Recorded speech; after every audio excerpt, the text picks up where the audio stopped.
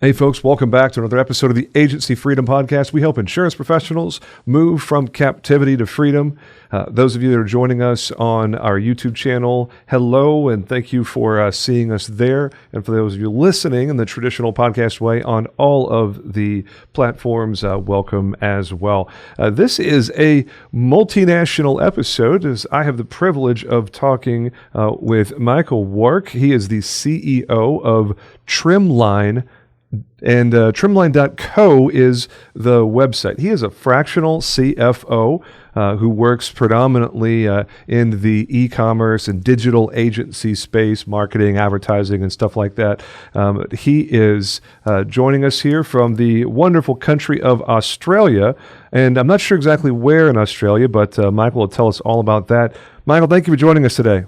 Thank you, sir. It's a pleasure to be here. Yeah, I'm dialing in from Sydney, Australia. A little spot called Avalon Beach up on the northern beaches here. I'm sending the jealousy your way, man. Texas is a great place to live, but it is not what I would call pretty. Texas is not really known for its natural beauty in most of our state. Your country is, of course, much better looking in most parts. We've got a big, hot middle section that no one talks about. We all live on the fringes of our big continent. So we do yep. have a slightly, a section we don't advertise as much, don't worry. Sydney and Melbourne are definitely some of the more popular places to be. So, yeah, but Michael, thank you for joining us, man. I love getting to talk with people that are outside of the insurance industry. And when we had our little rally just before we started recording, you said that you don't really have any firsthand experience in working on the independent insurance agency side of things. And I said, good. That's fantastic. Don't worry about that at all. I'm glad that you are bringing a different perspective, something from the outside that makes you unique. I don't know how the podcast world is in Australia, but in our insurance industry here in the United States, it seems like everybody and their mother, sister, aunt, and uncle all have a podcast. And I heard it said one time, actually just a few days ago, it's like, starting a podcast is like making a baby. It's very easy to do, and not everyone should do it. Do it needs to be a license for both? It needs to I don't know. Oh man, I'm not quite sure what to make of that, but I thought it was hysterical, so I figured I'd share it with you today. That is great. Oh man. So what's your story, Michael Wark from Sydney, Australia? And did I say your last name right? Is it Wark? Michael Wark, yeah. I think it's Irish and Scottish ancestry, so they probably said it with an accent back in the day, but Michael Wark is perfect. Okay, it sounds so much better when you say it somehow with your Australian accent. But so, what's your story, man? How did you get to this point in your career? What does life look like for you right now? I'd love to hear your backstory, and then jump into some of the work you're doing right now with Trimline. Yeah, for sure. So, I started as an auditor at Ernst & Young here in Sydney, and did business accounting at university, and started down that path, that career, and got my chartered accountancy qualification there, but. I didn't quite enjoy that style of work, and I still kind of, after I left there, worked in bigger businesses for probably a decade in finance teams, both here and in London. But close to 10 years ago, I launched into the small business world, and that gave me a huge amount of purpose, and it gave me a lot more freedom over my time. I joined a business that was remote first way before the pandemic, and that gave me the ability to work from anywhere, and that kind of freedom over my location and schedule really appealed to me at that stage. And also the fact that I could work directly with founders one-to-one gave me a much bigger sense of purpose and satisfaction with what I was doing. I actually felt like I was helping people and helping them understand their numbers and helping them drive their business and improve their family and, employ people in their community. So I've started in the small business world probably, close to 8-9 years ago and haven't looked back. First in kind of a bookkeeping business called B Ninjas, and then I launched my own advisory business about 4 years ago, and I've been really, really enjoying it. So I plug in as a virtual CFO to businesses and basically trying to help them look at their business, how big corporates look at their business, looking at the trends, looking at the ratios, and giving them that kind of game of business knowledge that a lot of founders who launch their own shop they're good at the thing they do. They're a good technician or they're a good salesperson, but they don't know all those other things that they need to know in order to run a successful business, which is why businesses fail so often, because you don't know what you don't know, and people launch, and I'm there to tell them what they don't know so they can hopefully get through that hump and build a sustainable business. Yeah, it makes a lot of sense. And we've talked a lot on this podcast about the gap between being a good insurance professional and being a good business owner. And a lot of times those two things are very different from each other. Some people are good at both. The vast majority of folks that have insurance agent on their business card aren't very good at running a business. So what you just said probably appeals to a lot of people. I would imagine, and I don't have data to support this, most people that are working in the insurance industry have never considered the concept of hiring a virtual or fractional CFO. So what sort of work, just for someone who's not familiar with the idea of a virtual or fractional CFO, what does that job description look like? When you engage with someone, what are the sorts of things that you find yourself doing with them and their executive team and their company? Yeah, for sure. So yeah, it's a bit of a new term. Previously you'd probably be called an accountant or a CFO just in a bigger business. I like to look at it as a triangle of three different roles that your business could have. There's your tax accountant who does your compliance, that keeps you up to date with your taxes, keeps the tax authorities off your back. You've got a bookkeeper who would be processing your transactions, ideally probably in your QuickBooks file or in your accounting software, so keeping your numbers up to date in there. And then the virtual CFO or fractional CFO will plug in only for a fraction of the time, temporarily, because obviously a full wage for someone at this level of experience is very expensive.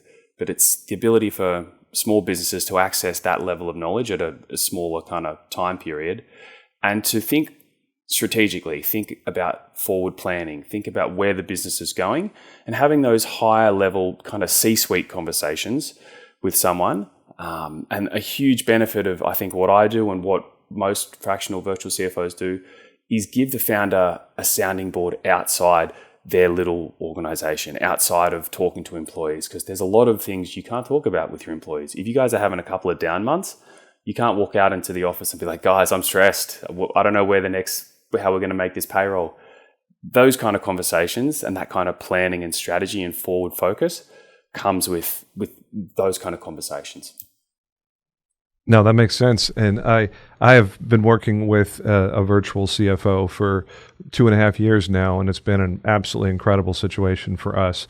So I experienced firsthand the value of what you're talking about. You made an ebook available to me, and I'm happy to put that in the show notes of this. Did you put that information on the form you filled out for the episode? Yeah. And I'll flick it to you after. I've got a link I can share with the audience. Sweet. For sure.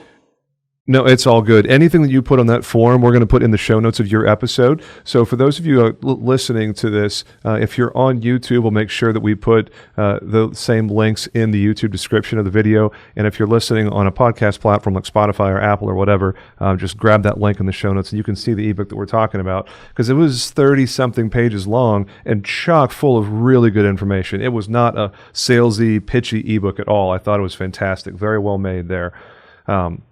So in that ebook, you talk about life stages of companies and the valley of death, and at certain points where you reach a plateau and it becomes very difficult to move beyond into the next phase of your business. I'd love to have you just talk about that for a few minutes and what you have seen as some of the key challenges of going from a solopreneur, a single business owner, into the rest of the life stages of a business to a large public enterprise and private equity backed and all those really big companies, down into most of the folks that are listening to this podcast, which are family owned businesses, typically a couple of $1 million in revenue or less. Yeah, for sure. And in that ebook, I've got a fantastic little graph on the valleys of death and the percentage chance of survival to the next level. And only around 4% ever make it to above $1 million in revenue. and less than 1% ever make it to above $10 million. So there's a huge drop off on that kind of growth curve, which is why I've made that ebook, to make it super tactical, 100% the problems I've seen and the key challenges to help you solve them as well. I think the core of it is people need different skills at the different stages of growth of business level. And unless the founder keeps leveling up their skills and knowledge and experience on that growth journey, the founder will end up being the bottleneck at some stage and be holding that business back. So at the early stages, I guess the founder's wearing a lot of hats. They're covering a lot of bases, and maybe they're doing the selling, maybe some of the delivering, and they've got fairly low overheads because they haven't built a team yet. So things are okay. And you could probably run a business to $500,000 doing that, but you'll quite possibly burn yourself out eventually trying to do it all yourself. And that's probably the first natural kind of ceiling you'll start butting up against, where your time is limited. There's a precious resource, so you can't do it all. But the skill set to go to the next level is like building a team, hiring a team, motivating a team, and stepping away and letting them do great work. And that's not often a skill set a lot of people naturally have. So that's a skill set a lot of people have to develop and build. And if they do have that, there's a whole bunch of other skills of business that you need to be kind of your toolkit you need to be building along the way. Like you said with your virtual CFO, you need to have an idea of the numbers. You need to have an idea of operations, of HR, of legal, IT, all these other aspects of business that like become important at various stages on that journey. So for me, it's that constant evolution of the founder knowing what they need to work on and how to do it, and leveling up their kind of approach. And all the way along, you also need to be making enough sales, delivering enough work, and keeping enough cash in the bank to stay in the game. Because if you run out of cash at any stage, it's game over. You're out of business. So there's a lot of plates you've got to keep spinning. A lot of plates you got to keep spinning. That is very true. You know, when you look at a solopreneur, someone who is operating on their own, where they don't wear lots of hats, they wear all of the hats. What, in your opinion, in your practice, is the most important thing for them to offload first? When someone says, hey, I want to hire a virtual assistant, a remote team member, etc., what is the most important thing for them to delegate out to someone else as they're looking to grow and get out of that solopreneur category? We will map out what the current processes are in their business, probably from the client's perspective, how a client flows through their business and gets a successful outcome. And anything that the founder does not directly need to be involved in, or we can outsource, a process can be written for it and someone else can successfully do it, then we immediately start there. Some of the common kind of finance related stuff would be your bookkeeping. Those kind of things are very natural fit to be done by someone else. But I always advocate for founders to have a knowledge of their business, have a knowledge of their business numbers. You can't abdicate from just because you're not good at numbers. You still have to understand them at a core level. Otherwise, you won't be successful in business. The other areas, I think probably, the common ones that VAs help with that I see, scheduling, those kind of back of house, almost like your office assistant type roles. Those are often outsourced as well, and also some tasks in sales and marketing. So those are the most common ones. The hardest ones to build people out of, I've seen, are probably sales and marketing. If you're the face, if you're good and you know your product and you can deliver those sales pitches with conviction, that's often the hardest thing to build founders out of, and those are often the things that take a bit more time. No, I've definitely seen that in our practice here at Riskwell, and it's very common in the insurance industry for a lot of the sales and marketing to be driven by the founder, by someone who is in an executive or a highly placed role, until you get out of those first couple of growth stages where you start to release control over the look and feel of things, and accept the fact that some people will do things differently than you do, but that's okay, that they're going to have their own spin. How do you help founders release control? Because I would think that it's a very important step in the process to have a balance of awareness without necessarily being the one who's making something happen. Because if the founder has to be involved for it to be done correctly, then obviously scale is going to be significantly diminished. Yeah, it is. It is. And an element of what I do is obviously the numbers, but an element of what I do is almost business therapy with founders as well.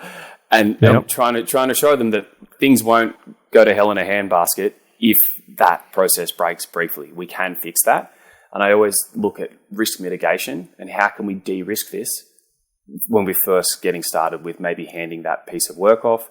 Maybe it's hiring that first full-time employee and it's a bit scary.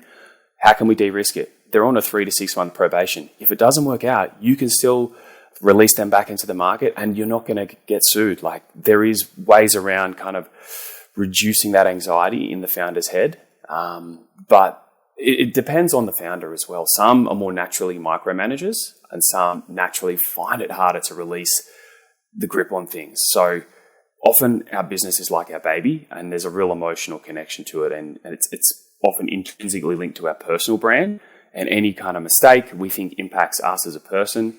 So trying to de-link it and starting to think more like a CEO and less like a founder working in your business, and having some separation from that and realize that it's just a process. It's not you. And if it breaks, we can fix it. If that team member sucks, we can replace them. And understanding that the cycle of business will continue regardless. One of the things that we have found to be very difficult at Riskwell, and for me personally has been part of my journey this year, I thought that I was in a spot where I was able to step out of being the primary revenue driver for the office and to assume more of a CEO type of role where I wasn't directly involved in day-to-day sales. And frankly, that was a complete disaster. Our new business generation fell off significantly over the course of months, and it became very clear that I had miscalculated, that I was in a situation where we were missing our sales targets repeatedly, and it was my fault. It was completely my fault as the founder, because I made a conscious decision to step out of being the primary revenue driver, and I started doing other things like taking meetings and taking speaking engagements and building our brand and our visibility and working on other things. But then the business slows down and it doesn't happen the way that it's supposed to. When you're working with a founder or co-founder who is in that primary revenue driver position, and they don't necessarily want to be for the sake of scale and profitable growth of the business, what are some things that you found to be successful in helping that person transition out, other than just hiring a rock star salesperson and paying them a bunch of money? Yeah, look, I've seen that option tried and actually not work, and then you've lost 150K a year, 200K a year for this person, and actually you're worse than what you were before. So that rockstar salesperson often isn't the magic bullet either. And this is a really hard challenge. So I'm not going to pretend like I have a magic wand here. It is that one of the hardest challenges for people to build themselves out of that role. How I've seen it done successfully is a really slow transition and training up someone, often from within, who understands your business and your products really well and is motivated, probably has naturally a bit of a gift that you've spotted and you can kind of take under your wing, and you train them by letting them sit in on meetings, watching recordings, sitting in, letting them run it, and actually training them the slow, hard way to bring them up to speed before they start doing it themselves. I've never seen people be able to kind of mic drop and let someone else pick it up and it works successfully. It's a really slow transition. The ones that I've seen happen, it's tricky. And I honestly don't have a magic bullet there, because that rockstar salesperson, it's a poison chalice at times as well. Sometimes you find a great person, but often the people who know they're good want to be paid really well for that role. And then my challenge as a virtual CFO is, can we afford that person? How's your profitability looking? How's your pipeline looking? Can we commit to that thousands of dollars a month for the next 12 months? Like, is this going to work? And are they as good as they should be for that much? And do they come in, do they deliver, or are they a very, very highly paid paperweight? Well, the underlying subtext here with a lot of the roles and with a lot of the founders micromanaging in all areas is that employees don't have the same skin in the game as the founder does. The employees don't get a quarterly dividend or an annual dividend, and they don't have it in their DNA to make this thing succeed. Sometimes they're just there for a paycheck. And to have that kind of passion and that kind of motivation takes a really strong culture within the organization, which is often on the founder to build. But it's hard. That's a really hard thing, to make people as excited about your business as you are as the founder. Like transferring that kind of excitement and passion that you can speak with on sales calls, it's a really hard thing to do.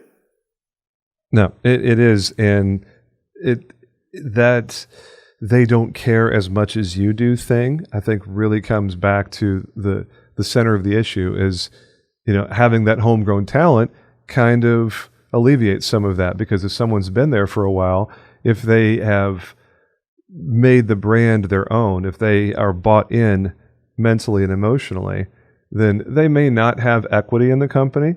Maybe they do, depending on your compensation plan, but they sure are going to take it a lot more personally than someone who is just motivated by a paycheck.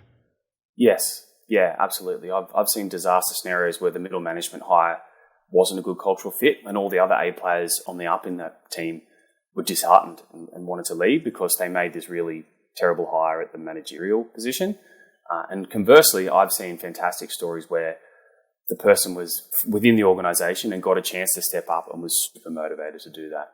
And there is other ways to motivate your team. There's profit share programs.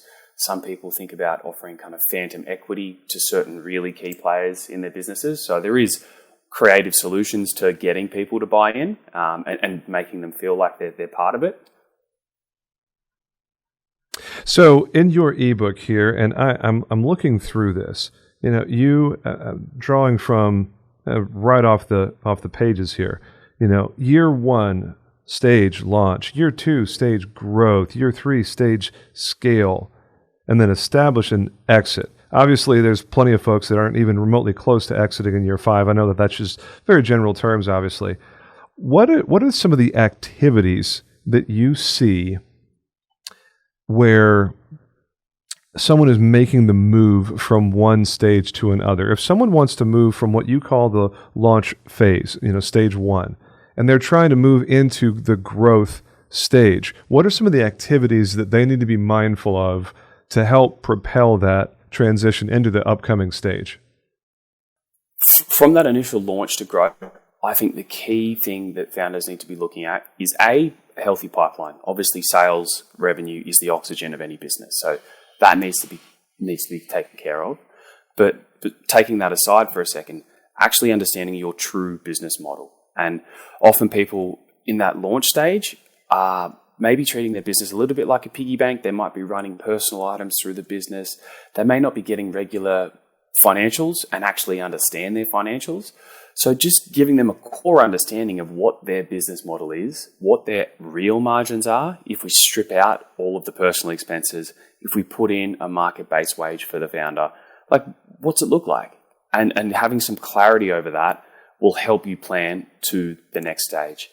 I see it a lot. People who have often got to year 2 in this model, obviously those timelines are compressed. Not everyone exits in 5. That's a very compressed timeline, but they've grown to that kind of from launch to growth, and they're kind of spinning their wheels. There is no money. Their profitability sucks.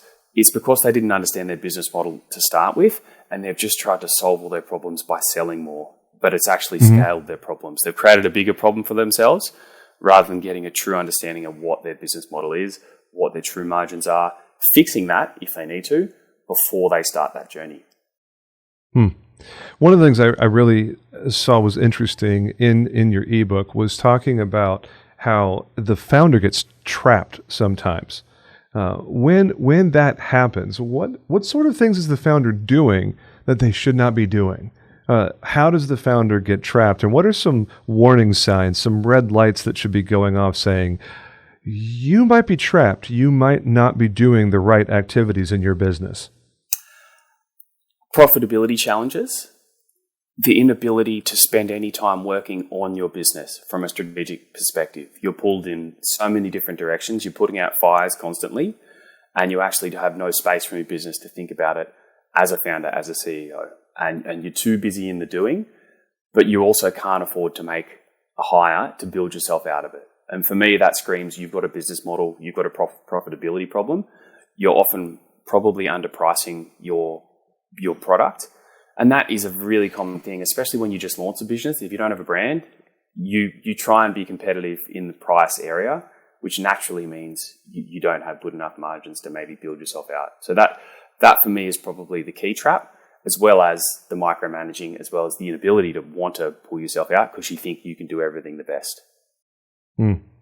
Yeah, and in an industry like insurance where we don't control the pricing of the individual products, we control the adjustments, the deductibles, the coverage options, and whatnot. So I think the insurance version of that would simply be selling the cheapest option you have from the insurance carrier rather than selling value and selling a fully featured program that does exactly what it's supposed to do, doesn't cut a bunch of corners elsewhere. So insurance is a weird industry, man. The things that we have to deal with as insurance agency owners and sales professionals is there's a lot there that most industries simply don't have to deal with.